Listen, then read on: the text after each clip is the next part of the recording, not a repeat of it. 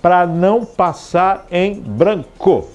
O governo Lula ignora apelo de mães que lutam por guarda de filhos com estrangeiros. Estados Unidos são fator decisivo na guerra de Israel e Brasil precisa assumir sua real dimensão. Israel nega a existência de acordo para cessar fogo para a retirada de estrangeiros de Gaza, matéria do G1. As anteriores eram do Estadão. Conflito em Israel e terroristas chega a 10º dia, com mais de 4 mil mortos e espera de ofensiva terrestre, R7. Mais de 1 milhão de pessoas fogem de Gaza. Israel prepara ofensiva, matéria de Isto É. Acidentes de trabalho matam 4 crianças por mês no Brasil, também matéria da Isto É. Gaza vive expectativa de abertura. O governo diz que brasileiros não sairão. UOL Notícia. MP eleitoral defende Bolsonaro inelegível de novo por uso eleitoral de 7 de setembro. Jornal do Brasil.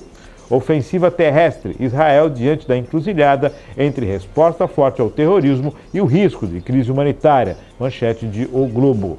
E nova forma de tributação freia compras de viciados em sites asiáticos. Está na Broadcast. Qual delas? Qual delas? São várias aqui, está bem tortido. Eu acredito que está ainda bem latente essa questão, né, do conflito Israel e Hamas, Israel e palestinos. Eu acho que isso, de certa forma, preocupa, porque você vê uma escalada de violência, não é? Quando a gente pede paz, quando a gente deseja, e aí a gente continua vendo, né, para quem está acompanhando, mesmo que minimamente, que quem continua sofrendo demais são os civis, principalmente crianças e idosos. E aí essa semana, inclusive no feriado, né, vendo algumas coisas, e aí você traz aí a pauta aí dos 12 jornalistas, né, mortos no meio desse conflito entre Israel e os palestinos ali na faixa de Gaza. E aí é uma preocupação, porque hoje, por causa, né, eu li até uma matéria, que hoje qual é a maior preocupação? São as redes sociais, que acabam difundindo muita mentira, né, em relação ao conflito, porque aí cada um recorta aquilo que quer e passa como verdade absoluta. E aí a gente percebe ainda mais o quanto é importante o papel da imprensa séria, da imprensa comprometida de trazer a notícia real, verdadeira, né, para uma reflexão aprofundada das pessoas. Então a gente precisa, aí o trabalho, aí por que 12 pessoas que vão lá buscar as informações, elas acabam morrendo. Estão no meio do conflito, elas precisam ir para dentro. Eu não estou dentro da minha casa pegando imagenzinha, né, na internet e divulgando aquilo como...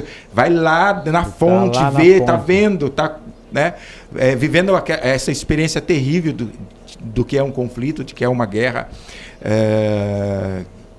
que a gente deveria, talvez a humanidade nesse sentido não tenha evoluído tanto, né, que a gente, dentro dos livros de história, vê as guerras que já aconteceram na humanidade, a última mais importante, a Segunda Guerra Mundial, e aí a gente vê que a guerra, na verdade, não existe vencedor em guerra.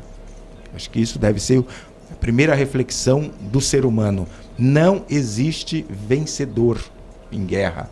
Por quê?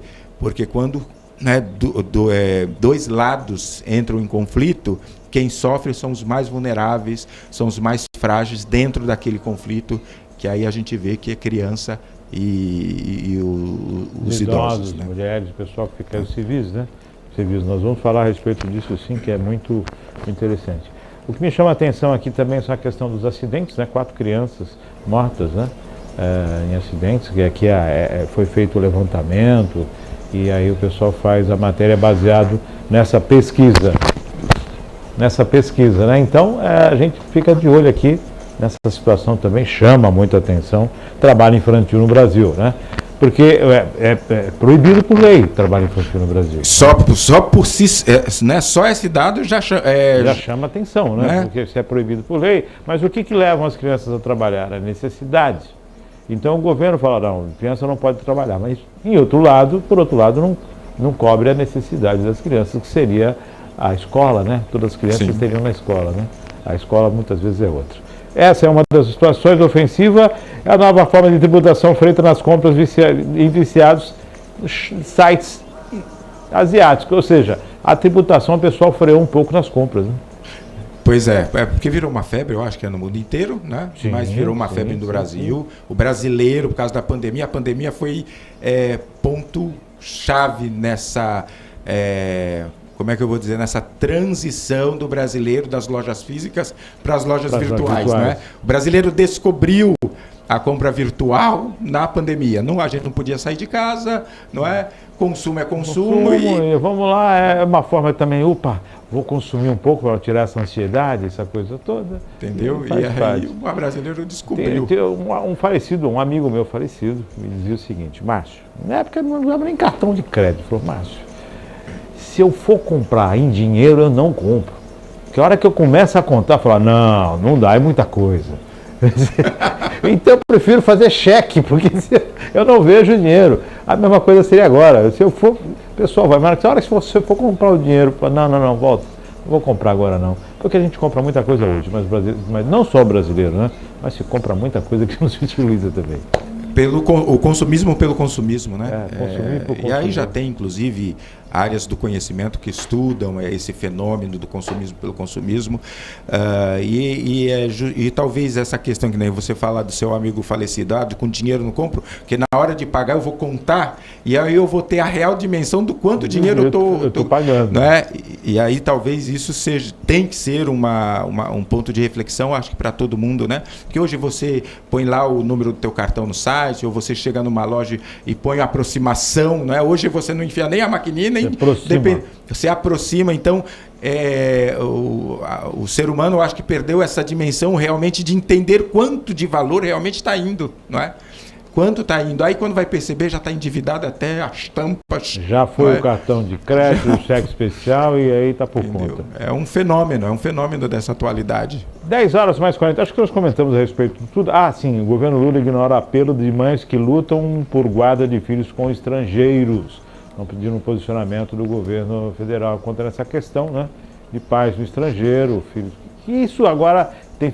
Lógico, o Brasil está 220 milhões de habitantes, um mundo globalizado, as pessoas agora têm relacionamentos com pessoas de outros países, isso vem aumentando, isso é natural, né? Sim. Brasileiros que vão para fora, brasileiros que acabam tendo relacionamento com pessoas que são de fora, aí vem essa questão da família, e o relacionamento não dá certo, aí vem a questão dos filhos.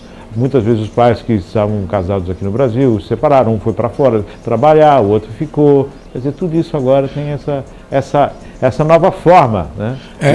E estão cobrando o governo de um posicionamento. É a complexidade, né, dessa novidade que é as redes sociais, a internet, que acaba aproximando pessoas que naturalmente sem essa ferramenta talvez nunca fossem se conhecer. Nunca seria possível se conhecer. E aí traz os problemas da atualidade. O relacionamento globalizado. Que acaba impactando, né, na vida da sociedade e que precisa ser debatido, resolvido da melhor forma possível, porque senão você cria a insegurança jurídica, né? Não pode. Não dá. Já tem tanta, né? Vamos começar a limpar a pauta de insegurança.